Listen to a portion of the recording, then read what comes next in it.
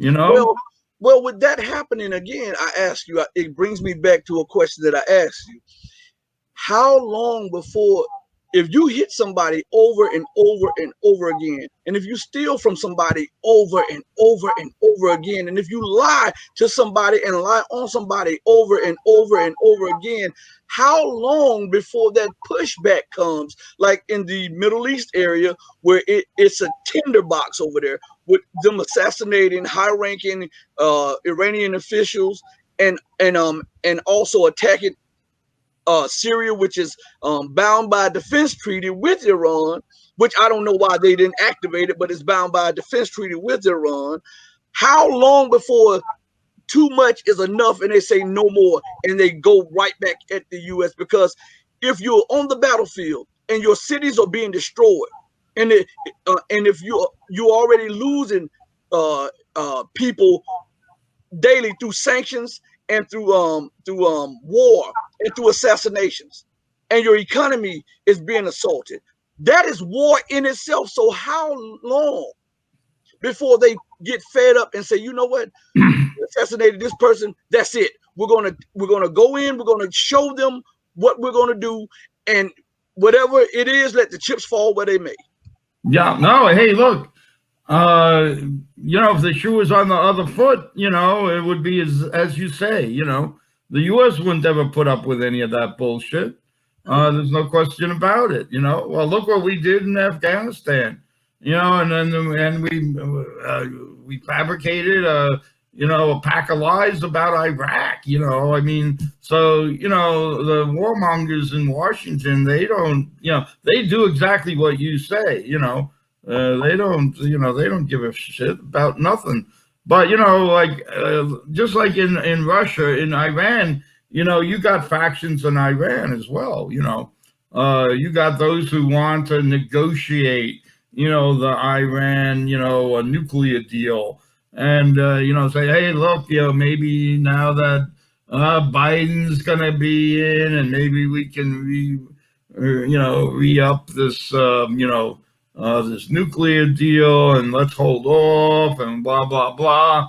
There's always going to be those forces that are going to try to dampen down the more sort of aggressive instincts that people would have. You're being attacked, you want to counterattack. But the thing is, obviously, there are other forces involved that put the brakes on that. Well, what can you say?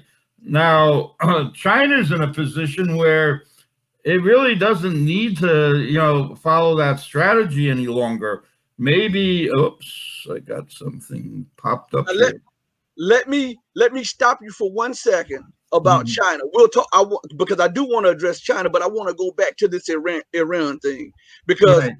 because the tensions are bubbling and they're boiling over. And the reason I put this up on the screen right here, Oh, okay. Now you put that uh, up yeah, I there. put that up on the screen right there. And this was Wesley Clark, former Supreme Allied Commander of NATO.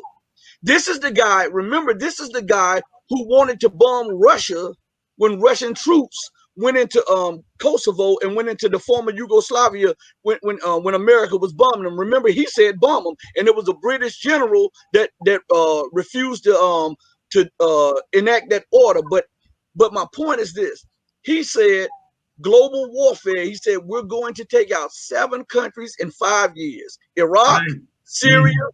Lebanon, Libya, Somalia, Sudan, and Iran. Now, my point is this: they balkanized Sudan. They balkanized Sudan Right. in Somalia with bases. They've gone in there under false pretenses. Um, they Right. they've balkanized and destroyed the most prosperous nation on the Mediterranean, which was Libya.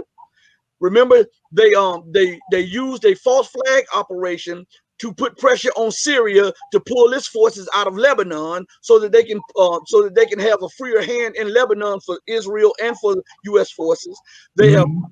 destroyed and occupied Iraq, and now they're Right. in Right. Syria.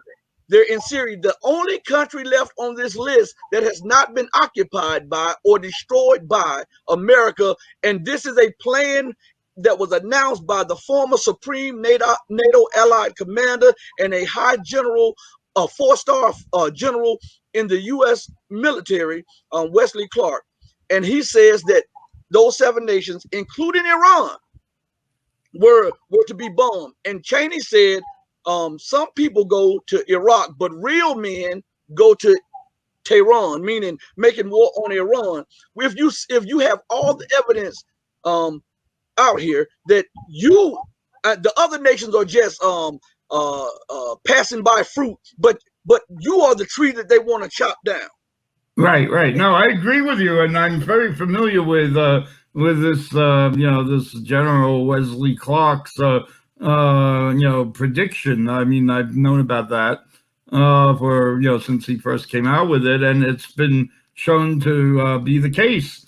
But Iran is a tough nut to crack. Right. I mean, you look at Iraq and Syria and these others, they're basically chicken feed compared to Iran. Iran is a world power, so to speak, and I think the U.S. is much more hesitant to take Iran on directly, other than, what they did with these other nations, which, given our, superiority in arms and logistics and all of that, it's more or less of a cakewalk, even though Iraq was more than, we bit off more than we could chew there, and in Afghanistan, right? So it's, and even Syria, it's not been, a cakewalk, so to speak, for us. There's been a lot of blowback for our adventures in these countries, particularly Iraq, Afghanistan, and to an extent in Syria. So, we're not in a position to try to engage Iran in that same fashion. Iran has a vast standing army. They're more or less economically self-sufficient because of all the sanctions we've imposed. One thing about sanctions, it's a double-edged sword. Like the sanctions that are being applied against both Russia and China, it leads to them becoming much more self-sufficient and less, vulnerable to, U.S., actions, right? And that makes them more self-assured and powerful in their own right.